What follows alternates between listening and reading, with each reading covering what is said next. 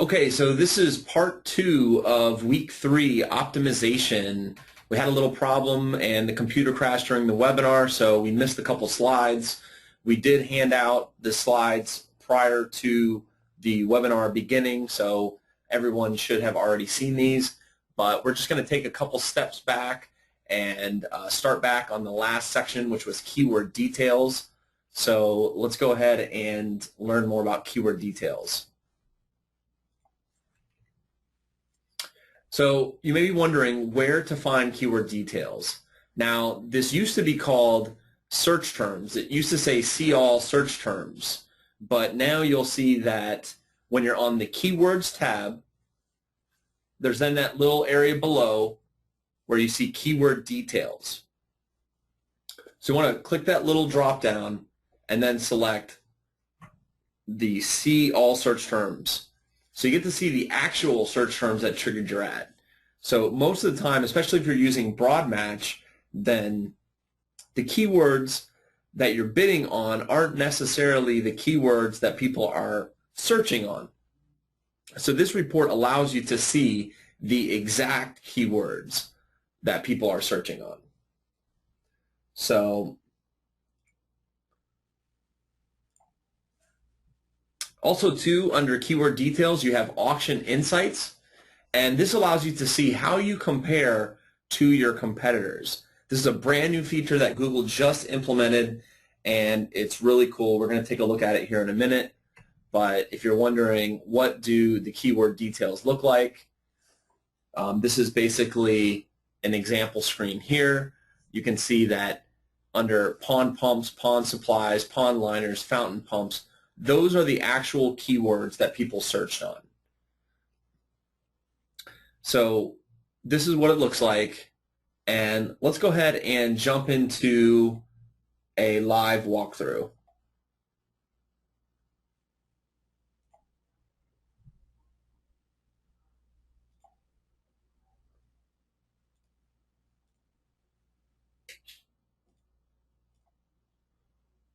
Let me go back and open up. I think I closed AdWords.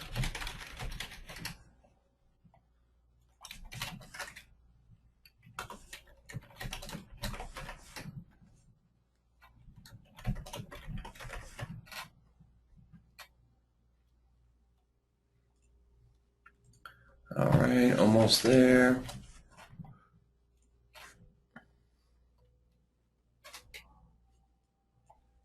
All right, so here we go.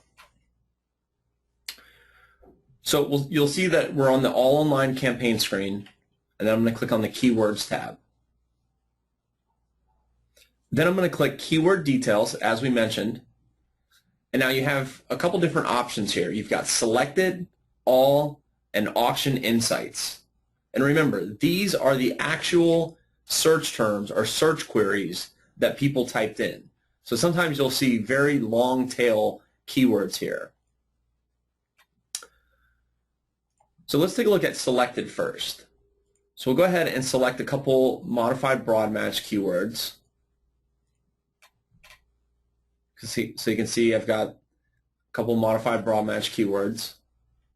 Let's just only do one for now. Keep it simple. So we've only got one keyword selected. Well, now, as we know, we learned modified broad match is going to match any search queries that contain the word pond and the word pumps, as well as any close variations, misspellings, abbreviations. So now I want to see exactly what has been triggering my ad. So you see I clicked on keyword detail and then hit selected, meaning that that was the keyword that I had selected. I'll just go ahead and do that again one more time. So I checked pond pumps, keyword details selected. So as I mentioned, some of the long tail keywords, this is exactly what the person typed into Google. Exactly. And these were all triggered off of that one keyword, that one modified broad match keyword. So you can see it's a huge list. There's over 4,000 clicks and about 3,000 search queries. But let's now take a look and see which of these search terms actually converted for us. So we're going to set up a filter, conversions, 1 per click, greater than or equal to 1, and hit apply.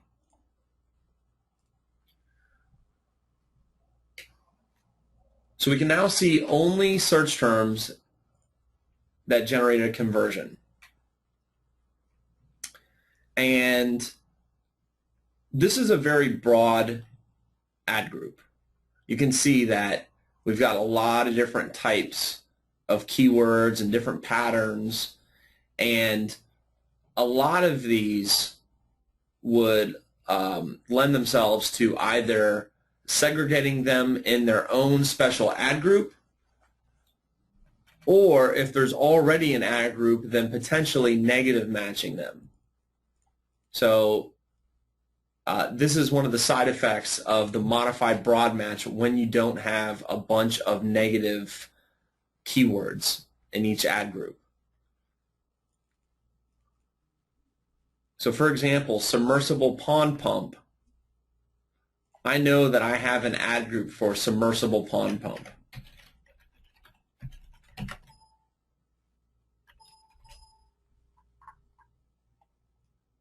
I think I spelled submersible wrong.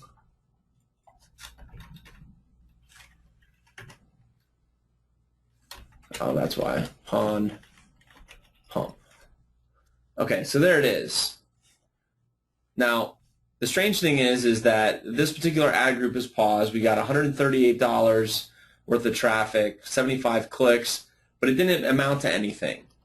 But maybe that was because it was going in the other ad group that we were just looking at. So let's just bounce back real quick. So we see that we do have an ad group for submersible pond pump. So we want to make sure that this keyword, because we have an ad group for that, we want to make sure that the traffic flows to that ad group. We don't want the traffic flowing to this broad ad group of the pond pump modified broad match. So on this one in particular, we're going to go ahead and add a negative match on the ad group level. And then that will ensure that instead of any traffic going to submersible pond pump and this ad group, it will go to our submersible pond pump ad group. Same thing too, like solar powered pump. Let's see if we have solar pond lighting. Okay, so we don't have an ad group for that yet.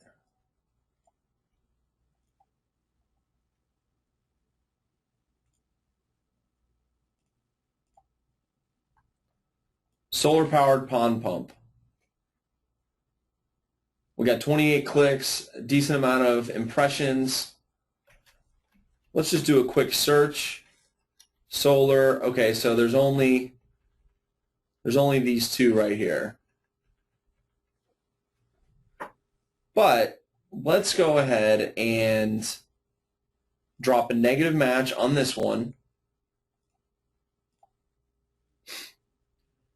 so that it's not going to any longer show in this ad group, pond pump. And then let's go ahead and create a new ad group.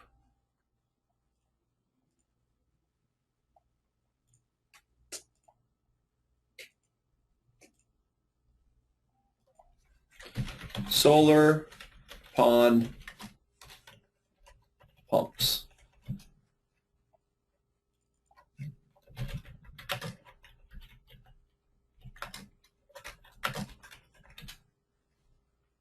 Oops. Solar powered pond pumps. Free shipping on all orders. Okay, let's go ahead and change the display. Solar powered.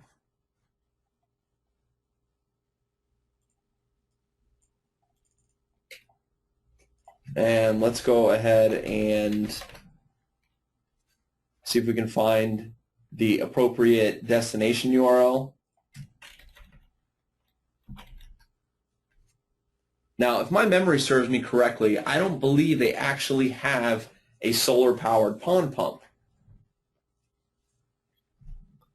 So these are the only things that they have that are solared.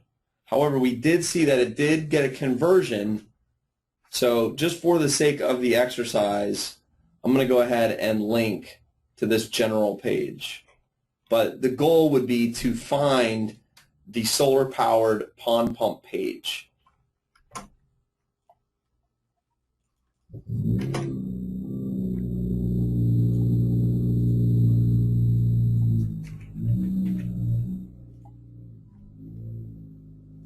And then we would put these here. So like I'm going to do a modified broad match. Solar pond pump. Go ahead and do the pumps because we saw last week that we had a higher click-through rate on the plural version, and we should have a higher quality score then with those. Default bid. I'm just going to put $1 on this.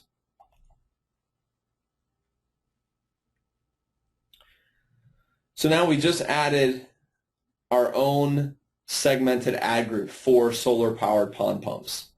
And that's basically how you want to work the keyword details. You either want to do two things. You either want to look for keywords that are getting a good amount of impressions, good meaning, let's say, more than 1,000, hopefully a decent click-through rate. I mean, whether or not, or you could have a good click-through rate or a bad click-through rate. So another thing we could do is looking for negatives.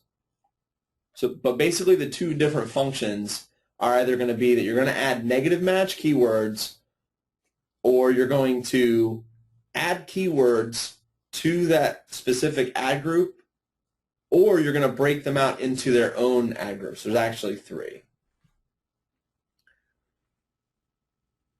Okay, so we can see that like on this one in particular, now granted, this really long tail keyword is getting a good amount of searches, but we've got a super low click-through rate.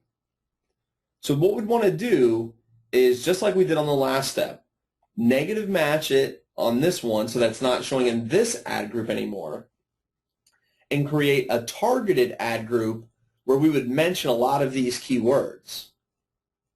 So we'd mention refurbish in our ad. We'd mention this DP700UV. We'd mention all these different things, and so that should turn our 0.34% click-through rate into maybe like above 1 or 2. So that's what you want to do with this information here. You also want to look for keywords that aren't relevant, if there's any wastage, anything that you're not selling.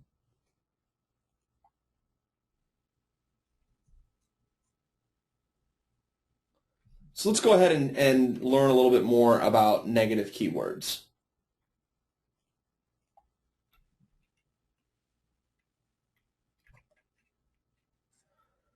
So where we just were, we were looking in search terms, keyword detail, search terms.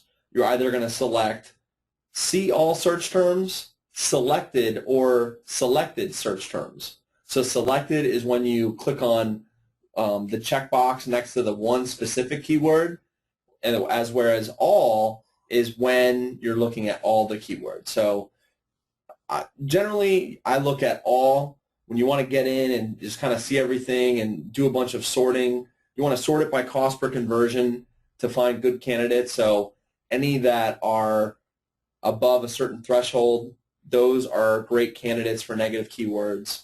Any keywords that have 0 conversions and potentially a decent amount of traffic, those are great candidates for negative keywords. You also want to filter the clicks greater than 50 and conversions equal 0. So what this does is that when you just say conversions equal 0, there may be search terms that only got 1 impression, and 1 visit. And you don't really want to be concerned with those because that's not really enough data. So if you find keywords that have either 50 clicks or maybe even 100 and there still aren't any conversions, then you know that's a great candidate for negative keywords. And then also, too, you can filter by cost is greater than the CPA threshold and conversions equal 0. So let me give you an example. So if our CPA threshold, or cost per acquisition or cost per conversion, if our target threshold is, let's say, $100, then if we filter by cost greater than $100 and conversions equal 0, then we'll see all the search terms that we've spent more than $100 on and we didn't get any conversions.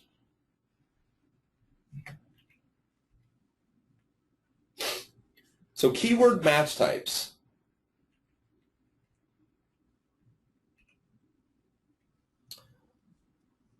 To review the keyword match types, you want to look in dimensions or segments for candidates. And when I say candidates, what I mean by that is that candidates for adding keywords with those certain match types. So we just saw an example where we had a modified broad match ad group for pond pumps. So in a second here, when we do the live walkthrough, we'll take a look and see the popular keywords, and we'll go ahead and add those match types to that ad group. So your match types help fuel your keyword expansion. So let's go ahead and jump over into the live walkthrough. All right, so here we are. So let's stick with our example, pond pumps, keyword details, selected. Now let's go ahead and take this filter off, and let's sort it by impression.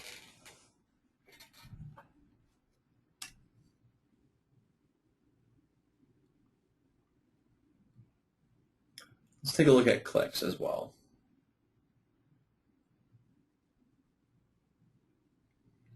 Okay, so this was the ad group that we just created.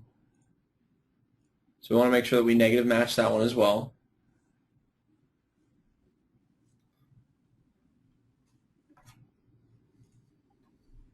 And now what we're looking for are keywords that have a decent amount of impressions as well as hopefully some results.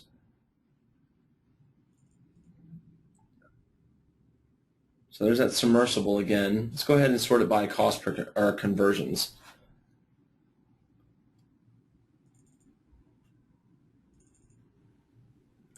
So you can see that most of these keywords, they don't really have very many impressions. Only these two do. This one is starting to.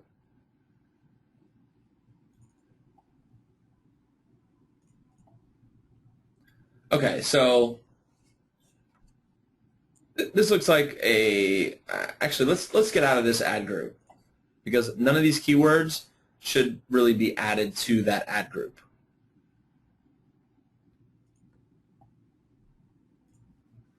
Let's look at see all search terms.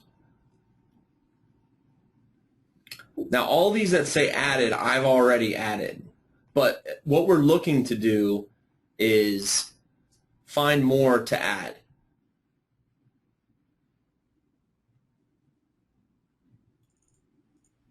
Okay, so this says Beckett Pond Pumps. Wow, we got 6 conversions, almost a 10% conversion rate, a really good click-through rate. Beckett Pond Parts, I believe that this is the most targeted for Beckett, but let's just make double sure. So I'll flip over to my ad groups. Okay, so there's Beckett, Pond parts, Pond lights, Beckett Pond pumps filters.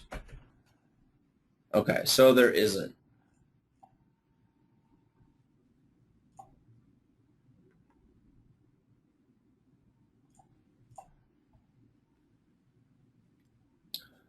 So once again, we see that we have a decent amount of impressions. We've got some clicks. We've got a high click-through rate, average position of 1, but it's using this close variant method, which is what we advise to turn off. Now in this particular case, it's working out well, but let's just go ahead and add it. That's what we're wanting to look at with this exercise. So you click on the keyword, you click on the check mark and hit add keyword, and now you want to add this as an exact match. I see that our average cost per click is 77 cents. So I'm going to go a little over that and go with $1.10.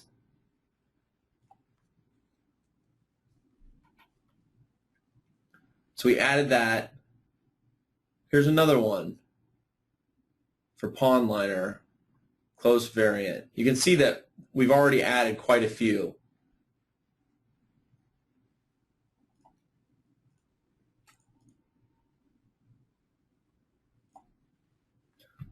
So this will allow us, creating this filter, added excluded, this will allow us to only see things that haven't been added.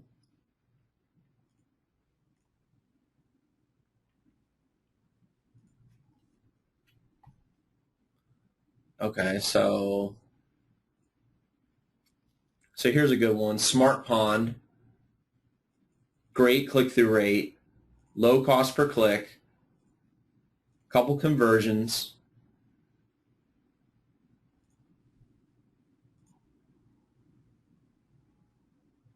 So actually probably a lot of these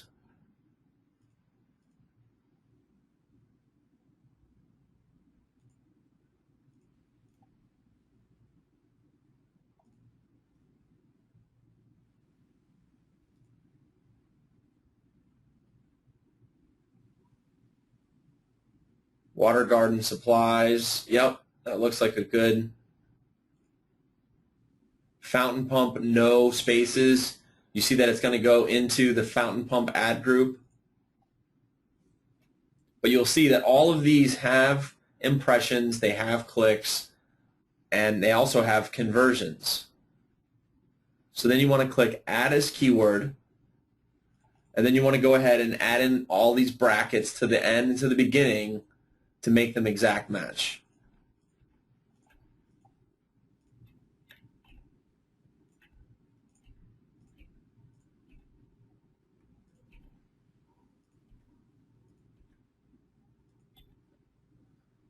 I'm going to go through and scan the average cost per click for the bids. I can see that most of the bids are under $1, whereas pumps for ponds and fountain pump are above $1. So what I'm going to go ahead and do is put $1 and copy that down. And then for these two that were over, for pumps for ponds, average cost per click is $1.18, so I'm going to put $1.51. Fountain pump, average cost per click of $1.10, but in the average position of 2.2. Really great conversion rate, great value. So I want to go ahead and get that into a higher position. So I'm going to put that at $1.51 as well. So you can see I've got all the bids, and then I'm just going to click Save.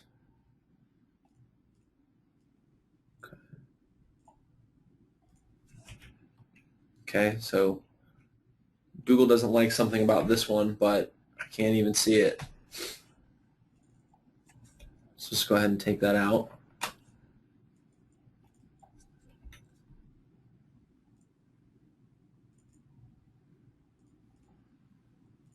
Oh, maybe it was that one. I didn't have the closing bracket. Okay, so now I want this one.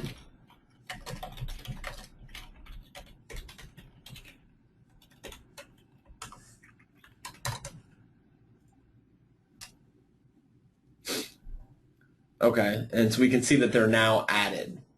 So when you want to expand on keywords, this is a great way to begin. You look and see what are the actual keywords that people are searching and how are they performing. You can see all these have a very high click-through rate, all of them. So by specifically targeting that keyword, it's safe to say, like, let's just take a look and see what our quality score, pumps for pond, I think, pumps for ponds. So we can't see quality score. If we remember how to do that, columns, customize columns, attributes, quality score, apply. So now we can see our quality scores, and I think it was this one, so it's like a 7. Or no, because this one already has conversion, so that's not the one we just added. It's this one, pumps for ponds, right there. So we got a quality score of 7. So when you want to expand on keywords, first you want to look at what keyword match types can you add.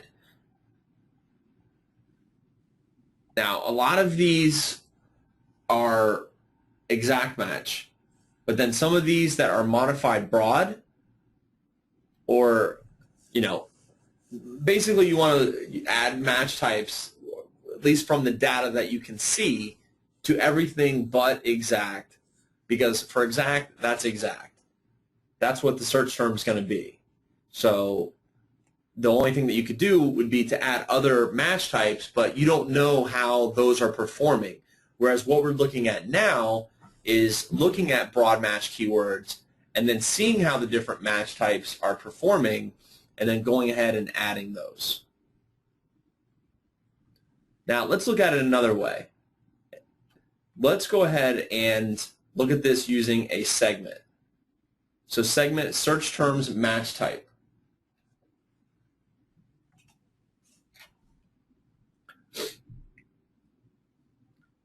So right here, this is a great takeaway. We can see that pond pumps modified broad match, that the broad match for pond pumps is converting at $99, and we got 19 conversions. Whereas the phrase match version, so if we were to just add a phrase match, this is how it would perform. We can see that with phrase match. Let's see if we can filter.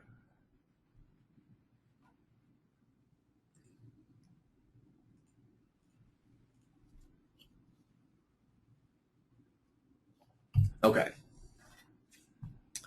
Here's another great takeaway. Total pond, modified broad match. So the broad match, something that's important to mention is that even though this is a modified broad match, when Google matches them to an ad, it decides what match type within that it's going to match it on. I know it's kind of confusing and it's kind of hard to say, but in essence, if this was a phrase match, then you would only see phrase match, or that would be the only one that would have data. If this was exact match, then you would only see exact match. But when you're looking at modified broad, like this one, and broad match, then you're going to see all of these. And so, like right here, here's another great takeaway. So, and this is all about optimizing an account. So you've got one match type that's at $42 per conversion. You've got another match type that's at $26 per conversion. And then you've got another one that's at $4.60. And all you would need to do if you decide, hey, this is above my threshold and so is this, but this is not. This is great. Give me more of those. Well, then what you would do is you would pause this keyword, this modified broad match, and you would just add an exact match keyword.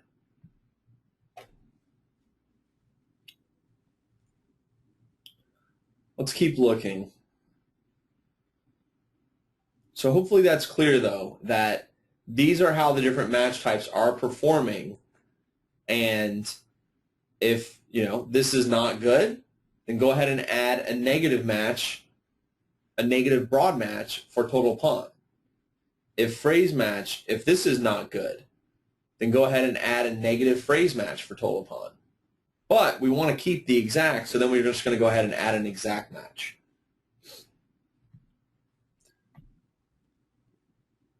Here's another good example of this keyword where we turned the keyword off because it was too high, but in effect we see that actually the exact match would probably be worth running. Now you can't quickly add the keywords on this screen like you could on the see all search terms. So that's one disadvantage, but you can see here very well how the keywords are performing with the different match types. Broad match, $23. Phrase match, $15. Exact match, $4. Home Depot fountain pumps, broad match. That's the only one that's working well. So you'd want to, excuse me, you want to take this information and use it to either negative match or to add match types to this ad group. So for example, let's go ahead, okay, yes, we like this one, we like phrase match. Let's go ahead and add a phrase match to that one.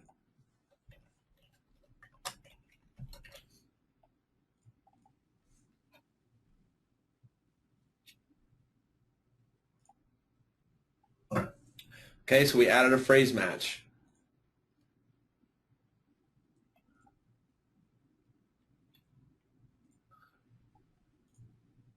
Okay, let's move on from the match types and see what sort of optimization schedule you need to have on an ongoing basis. So this is basically ongoing optimization and the frequency that you need to be doing these different things. So on a daily basis, you want to manage the budget. And what I mean by that is that depending upon your niche, you may put a $100 daily budget, let's say, and it happens to be a great day, depending upon what products you sell, or maybe if you're a flood restoration company, there was a big hurricane, and now all of a sudden, everybody's flooded and everybody's searching, and the volume just skyrockets. Well, for the past, a $100 daily budget was fine, whereas now today, you've capped out your budget at 12 o'clock p.m., and it's a great day, and you're getting a lot of calls, and all of a sudden the calls stop. Well, you might want to check your budget because you may have capped out your budget. On a daily basis, you also want to watch for bleeders, and bleeders are either keywords or ads that are just spending a lot of money that aren't getting conversions. Now, some niches are very volatile. The expedited passport niche, for one, is very volatile and is very seasonal. So literally, one day you could spend $500 to $1,000 on a keyword and not get any conversions. And then on the very next day, the exact same keyword in the same position with the same ad could get a dozen conversions. And so when watching for bleeders, it's almost like gambling. It's, hey, okay, I've spent $100 on that keyword and my threshold is 90. So, you already gave it a little room and now it's at 100. And now the big question, do you pause that keyword or do you let it ride or do you lower the bid? Generally, you either let it ride or pause the keyword. But you want to watch out for bleeders because with some volatile niches, you can like I said, you could blow through a lot of money very quickly and not get anything. So that's what you want to do on a daily basis. On a weekly basis, you want to split test ads and also do bid management. Now, next week we're going to look at bid management with automated rules, and it's very easy, but you basically want to do the bid management on a weekly basis, and on a weekly or even a monthly basis. And the reason is that you have to make sure that you have enough data when you're changing things. You don't want to just change things off of one day. You want to look at, how did I perform last week? How did I perform during the different days of the week? You may see that we learned by looking at segments and dimensions that we can look at our average position for that keyword for all the different hours of the day and for all the different days of the week. Now, if everything's pretty constant, then you can just make blanket changes. But if you see that on Monday your average position drops to 3.4, but then on Tuesday, Wednesday, Thursday, it's much higher, then you may find that you have to increase the bids on just Monday. So you want to do that on a weekly basis or even a monthly basis. Then on a monthly basis, also too, let's talk about split testing ads. So you have to make sure that you have gotten enough data and gotten enough conversions to have an ample split test, to make sure that you have statistical significance.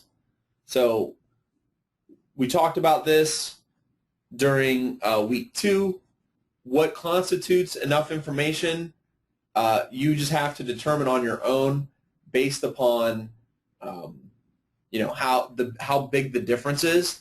If you have 2 different ads and one ad has 9 conversions and the other has 8 conversions, well, that's not very significant.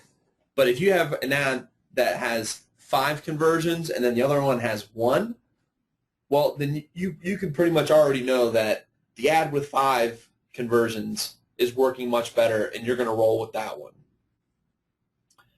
So you have to make sure that you're working with an ample data set, whether you're split testing ads or doing bid management. You don't want to just look at Tuesday and Wednesday or Monday through Wednesday and make your assumptions on what you need to do next. You want to make sure that you're looking at like a full week's worth of data at least. Sometimes too, like what I'll do with split testing ads when it's close, if you've been running these split tests for a long time, I'll look at how is it performing today? How did it perform yesterday? How did it perform in the last 7 days? How did it perform in the last 14 days? How did it perform in the last 30 days? And then how did it perform last month? So when it's pretty close, I'll look at all of those and see where are the patterns. Is the pattern that one ad is better than the other? And what you may find sometimes too is that when you're looking at older data, that it may not be working, it may not have been working as well in the past, but now all of a sudden it's working better. So, and that could be, maybe if you have a seasonal ad where you've got some language in there. Sometimes you may find that looking at last month, that keyword did very poorly. But then looking at the last 30 days, it starts to get better. And then looking at the last 14 days, it's even better. And then last 7 days, it's still good. And yesterday was great. So, that alludes to that keyword is getting better. Most niches, you don't have to worry about the volatility so much. But there are niches that are very volatile, and those are the ones that really make you work a lot and you have to watch out for. So now on a monthly basis, keyword expansion in existing campaigns, which is basically what we were just doing, so adding different match types to different ad groups. Then you also want to add negative keywords, and you want to be looking at data for the entire month. So when you set your date range, make sure that you're looking at least 30 days of data, whether that be last month or last 30 days. You want to make sure that you're looking at least 30 days. Now, if you don't have enough searches going on in your niche, then you may need to increase it to 60 days or 90 days. But you want to be looking at least 30 days of data. Look for those opportunities to add match types, and look for the opportunities to add negative keywords, things that aren't relevant, of course, things that have a low click-through rate, things that have a low profitability, low number of conversions, high cost per conversion. And you want to do that with your existing campaigns. On a quarterly basis is when you want to have your plan to build new campaigns. So now, of course, you could build new campaigns. You could build 5 new campaigns every month, and that certainly is doable. But generally speaking, I try working with what I've built for 3 months, and then I'll look at expanding into a new campaign. So what keywords haven't I tried yet? Is there a product line that I haven't put up yet? Is there a category in my store that I haven't put up yet? But you want to do that on a quarterly basis.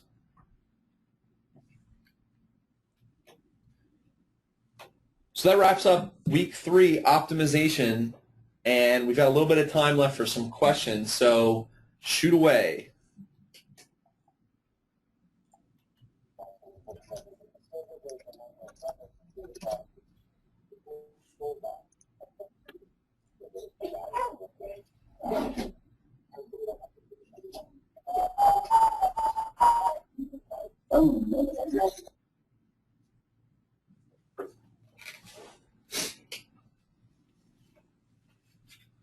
Any questions?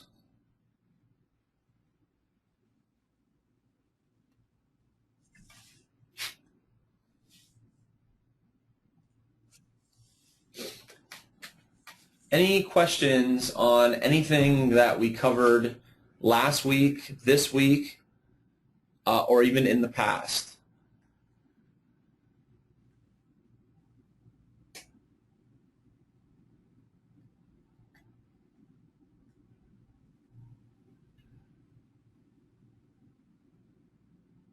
Speak now or forever hold your peace.